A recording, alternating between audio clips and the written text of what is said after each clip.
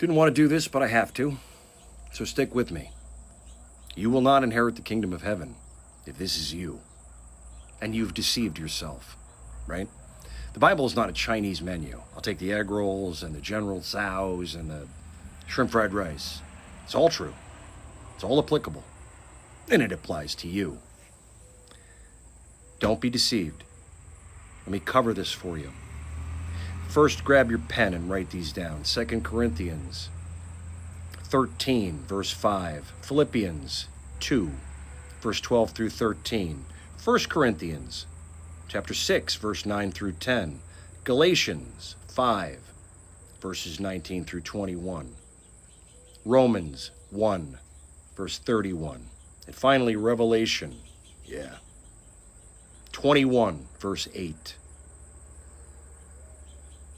Paul tells you that you have to examine yourself to see if you are of the faith. I can't do that for you. He was on to tell you that you must work out your salvation with fear and trembling. And then he gets to this where you will not, there's no gray area there. No, none.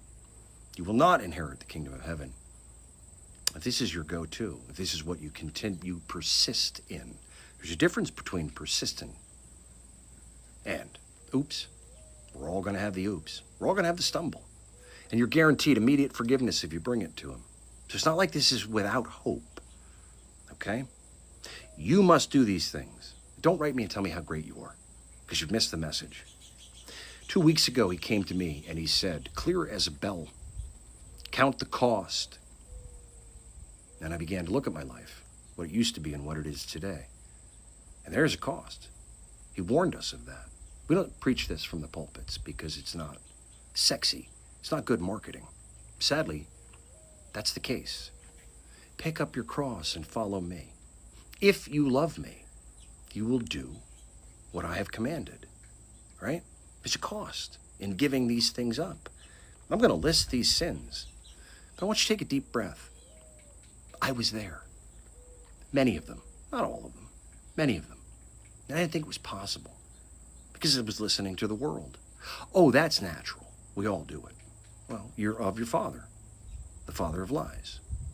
Jesus tells you that. He was telling the Pharisees that. Yeah, it's that bad.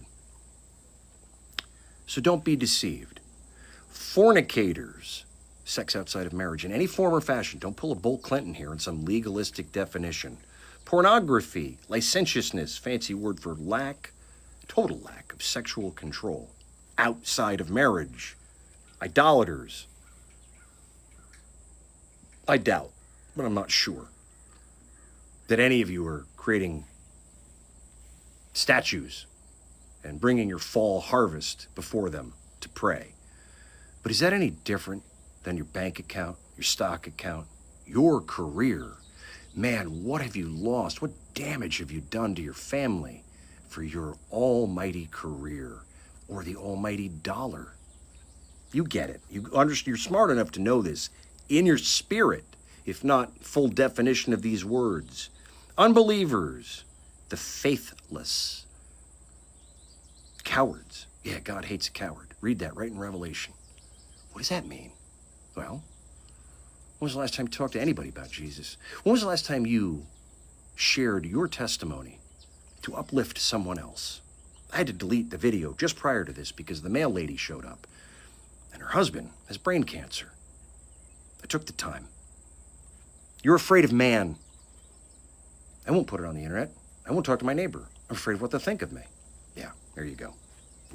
Adulterers, liars, murderers, prostitutes, sodomites, as these things get checked off, resist the urge to say, man, I hate him. Who, Paul? I'm just a mouthpiece. I'm just the mailman. Thieves, robbers, the greedy, drunkards, those that alter their mind through marijuana, narcotics, whatever that over-the-counter thing they're selling at the gas station, which is completely addictive.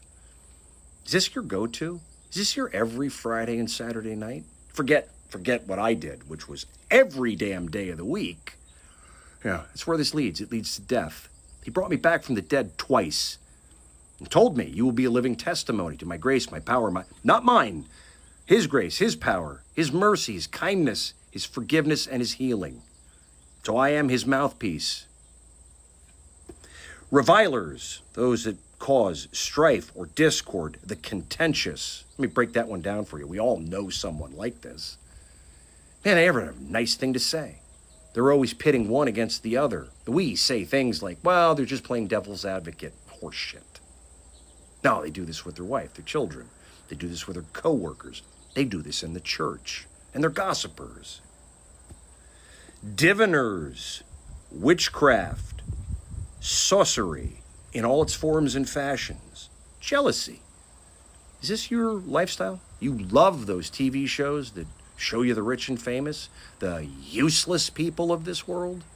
I'm sorry to call the spade a spade, but it is a spade because you're jealous. I want those homes. I want that lifestyle. I want that car. I want that woman.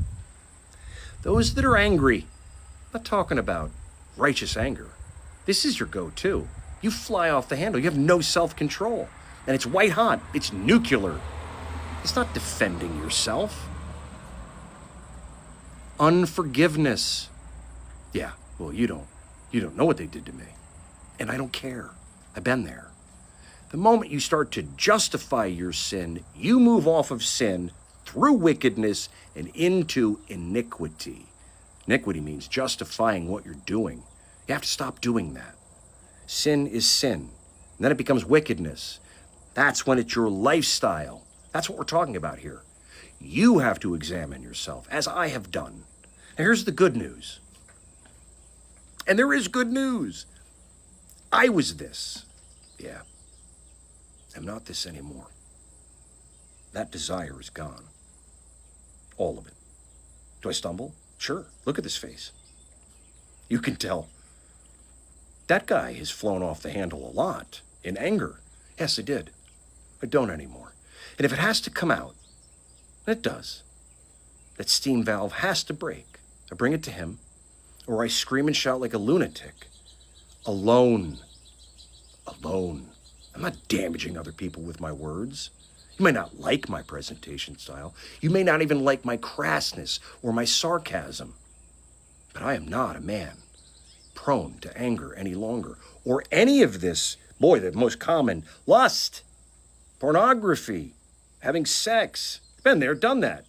Lived with a runway model. Yeah, a runway model, half my age.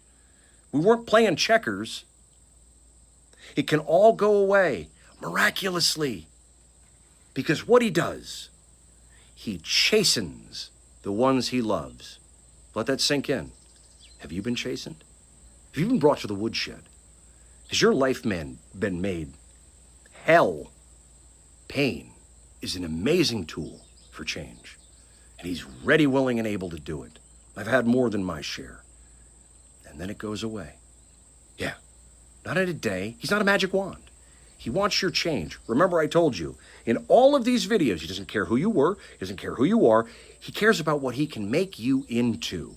But you have to allow that and take the pain. You have to pick up your cross, because you will not inherit the kingdom of heaven if this is your lifestyle. They're not going to teach this to you. But the sifting is happening right now, today. It started and will continue. You need to pick the right side of this equation, because at any moment, you could turn around and say, I'm sorry. And then when you get to the stage where this is not your lifestyle, and you fail again, you stop and you say, I was born a bonehead, I will die a bonehead, and I am sorry. I know better than this. Guaranteed immediate forgiveness. You don't have to clean yourself up. He doesn't want you to try to clean yourself up. You can't. That was the 10 Commandments, to prove to mankind you can't keep these. I, the Lord your God, have to pay this penalty for you. That's love. But you gotta put some hard work in. Please stop getting I know the irony of what I'm saying. Please stop getting your theology from TikTok. Yeah, I see the irony. That's why I gave you all of these chapters and verses, so that you could sit back and go, man, I didn't like that, but I just read it for myself. I love you. That's why I'm doing this. I'm not a coward. I love you. Read them. Examine yourself.